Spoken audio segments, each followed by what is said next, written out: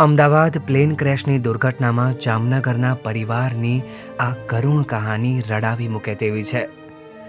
3 વર્ષ પહેલાં જે માતા પિતાએ પોતાના એકના એક પુત્રને વિમાન દુર્ઘટનામાં ગુમાવ્યો હતો, તે જ માતા પિતાનું મોત પણ ગઈકાલે અમદાવાદ પ્લેન ક્રેશમાં થયું અને બક્ષી પરિવારનો માળો વિખેરાઈ ગયો।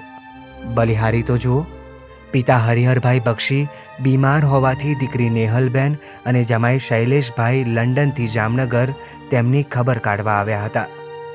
12 જૂન 2025ની સવારે તેઓ અમદાવાદથી પાછા લંડન જવા પ્લેનમાં બેસ્યા ને ગણતરીની સેકન્ડોમાં જ વિમાન ક્રેશ થઈ ગયું।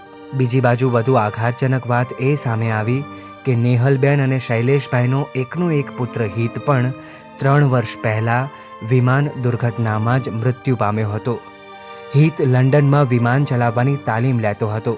તાલીમની છેલ્લી કલાકની જ ઉડાન બાકી હતી ને તેનું વિમાન ક્રેશ થઈ જતાં 26 વર્ષીય હિતનું મોત થયું હતું। વિધાતાએ એવા કેવા કારમાં લેખ લખ્યા કે માતા પિતાના મોતનું કારણ અને પુત્રના મોતનું કારણ એક જ બન્યું। મહત્વનું છે કે અમદાવાદ પ્લેન ક્રેશમાં 241 મુસાફરોએ જીવ ગુમાવ્યો છે। અમદાવાદથી લંડન જતી એર ઇન્ડિયાની ફ્લાઇટ AI-171માં 242 મુસાફરો સવાર હતા, જે પ્લેન મેઘાણીનગર વિસ્તારમાં ક્રેશ થઈ જતાં વિમાનમાં સવાર 241 લોકોના મોત થયા હતા, તો એક વ્યક્તિનો આબાદ બચાવ થયો હતો।